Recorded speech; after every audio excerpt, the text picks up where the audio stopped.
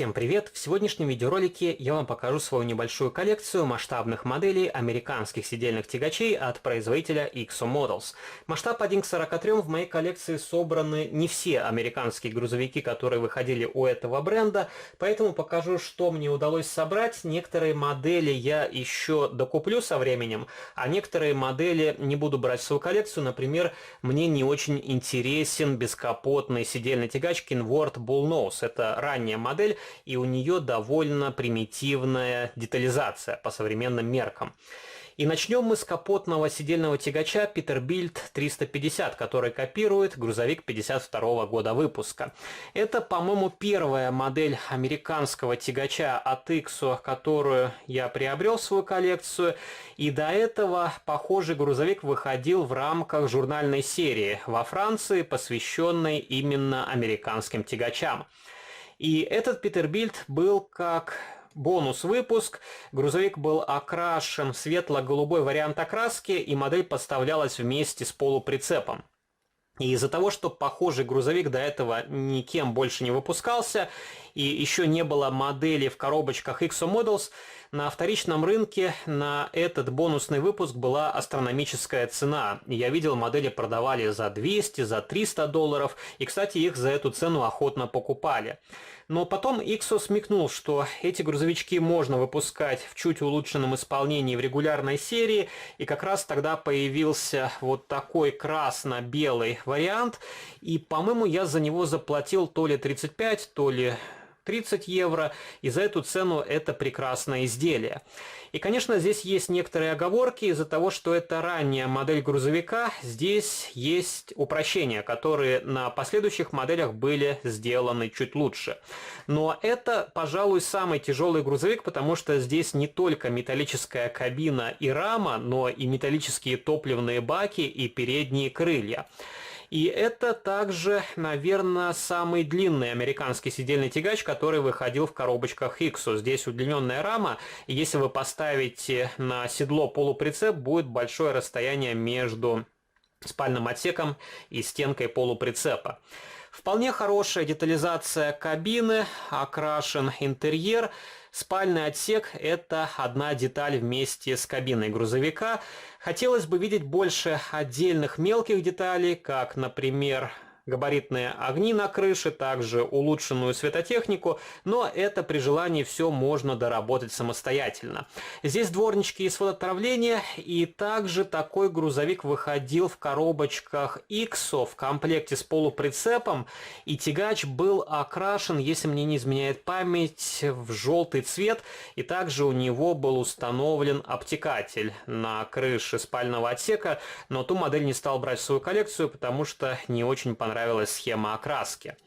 И следующий грузовик — это еще один капотный сидельный тягач, только более современный, марки Ford. И это модель LTL 9000, которая копирует прототип 1978 года выпуска. Это не самая ранняя схема окраски от XO, и первые грузовики окрашены в светло-голубой цвет, а схема нанесения полос точно такая же. И в журнальной серии грузовик выходил в темно-коричневой схеме окраски, и у него был полуприцеп для перевозки автомобилей. Правда, сам полуприцеп не совсем подходил этому огромному сидельному тягачу, и там был одноосный прицеп, который, скорее всего, подходит больше под европейскую маленькую технику. Красный цвет вполне симпатичный. Изначально не планировал брать грузовик в такой схеме окраски, но вживую модель смотрится намного лучше, чем на видео и на фотографии. И впоследствии такой Ford также выпустили в белом цвете. И если модель в коричневом цвете выйдет в рамках серии XO, я тоже возьму ее в свою коллекцию. Мне нравится этот цвет, и, на мой взгляд, он больше подходит вот именно грузовикам Форда. И эти машины в коричневом цвете были на старых рекламных плакатах. Следующая модель — это еще один капотный сидельный тягач Peterbilt, только версия 359. И данная масштабная копия копирует прототип 73 года выпуска. Такие грузовики вышли сразу в двух вариантах окраски. Второй грузовик красно-белый, мне больше понравился цвет металлик. И это тоже схема окраски с рекламного плаката. Здесь единственное, почему-то наклеили сплошную декаль, которая закрывает дверные ручки. Но я видел, люди аккуратно надрезают декаль, ее демонтируют и получаются открытые дверные ручки. И здесь есть пару замечаний. Это расположение рулевого колеса и также расположение выхлопных труб. Они закрывают дверки, и вот в таком варианте вы дверцы просто не откроете, они будут упираться в глушитель. Но в целом это вполне симпатичная масштабная копия. Также здесь сзади есть вот такой ящик для цепей. И можно, конечно, поставить какой-то полуприцеп, но в моей коллекции нету подходящих полуприцепов, и у IXO их было выпущено, по-моему, всего два варианта. Один стандартный фургон, и второй для более маленьких сидельных тягачей. Одноосник, он, конечно, не подходит под такую тяжелую технику. Следующая модель – это самый маленький бескапотный сидельный тягач, который выходил у этого бренда. International Harvester DCOF 405, и модель копирует прототип 59 года выпуска. Тоже очень интересный прототип, и похожая модель у меня есть в коллекции в 64 масштабе от NeoScale Models, я тоже вам ее в будущем покажу. И этот грузовик, скорее всего, лесовоз. Здесь сзади присутствует вот такая защита, чтобы груз не промял кабину. Возможно, это грузовик для перевозки каких-то панелей. Но опять же, нужно подбирать полуприцеп, и пока что в 43-м масштабе подходящего прицепного состава я не нашел. И здесь мне нравится то, что установлено много регистрационных знаков. Следующая модель – это более крупный бескапотник. Peterbilt 352 Peacemaker, и данная масштабная копия копирует прототип 79 года выпуска. Впоследствии такую модель также предложили, по-моему, в белом варианте окраски, но мне понравился вот такой темно-бордовый цвет. Тоже замечательная модель. И похожий грузовик также у меня в коллекции есть в 64-м масштабе от NeoScale Models, только у того грузовика, по-моему, чуть длиннее рама. Здесь тоже есть некоторые улучшения по сравнению с предыдущими грузовичками. Например, здесь вот этот элемент сделан из фототравления. На предыдущих моделях площадка была просто из пластика.